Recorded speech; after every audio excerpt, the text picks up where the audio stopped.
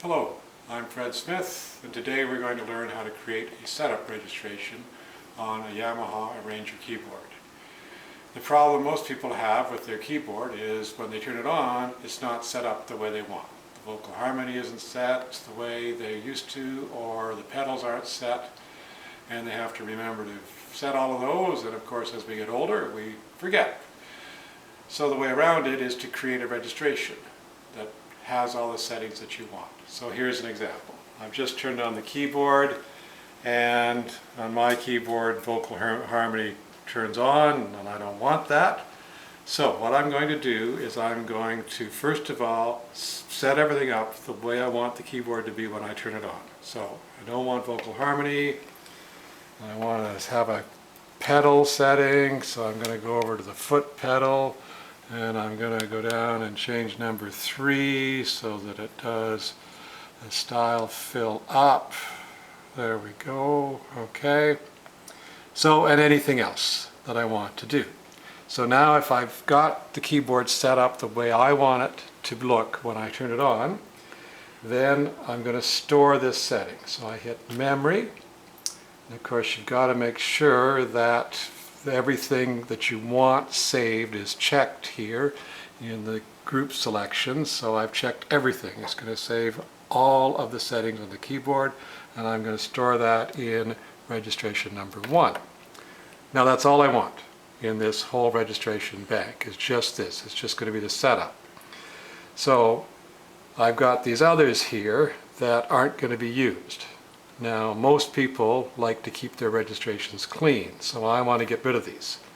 I showed you in a previous video how to start with a blank registration. Now I'm going to show you how to get rid of registrations that you don't want. So we're going to go into the registration here, and we're going to go into edit. We're going to edit the registration, and we want number 1, but we don't want 2 through 6, so we're going to delete them. I'm going to say delete 2, 3, 4, 5, and 6. I'm going to say OK and delete. And now as you see, I've got nothing in registrations 2 through 8. I only have something in registration 1. And if I wanted, I could name this individual registration by using this name key. But I'm just going to keep it like that. Now I have to store it, because if I went to another registration, the keyboard would forget. So I want to save it. So I'm going to go here to J and hit the registration key. Most people save their setup registrations in user memory, so it's very quick to access.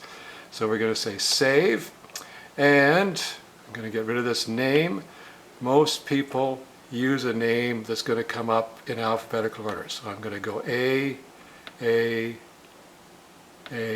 setup. 1, 2, 3, 4, lowercase, get a T, and a U, and a P. Okay, so there's the name of my registration. I'm going to say OK.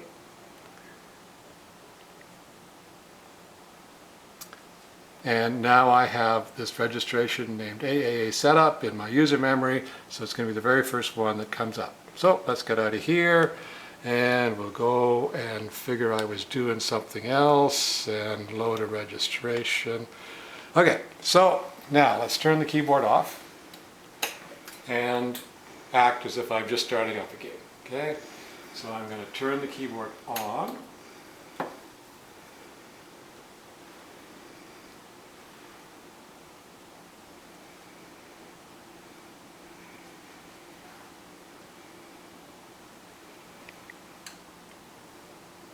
And I am going to go get this registration that I created, AAA Setup, and it's loaded.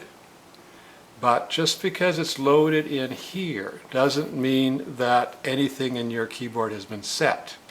So you have to read in the registration bank, and then to get everything that you've saved in this registration loaded onto the keyboard, you have to hit number 1. So this button has got to be on, which tells you, okay, this registration number 1 has set up my keyboard. So then if I go look over here at the foot pedal, it's got In pedal number 3, it's got fill up, which is what I saved there. And if I look over at vocal harmony, it's off because I have loaded this registration. So there you go.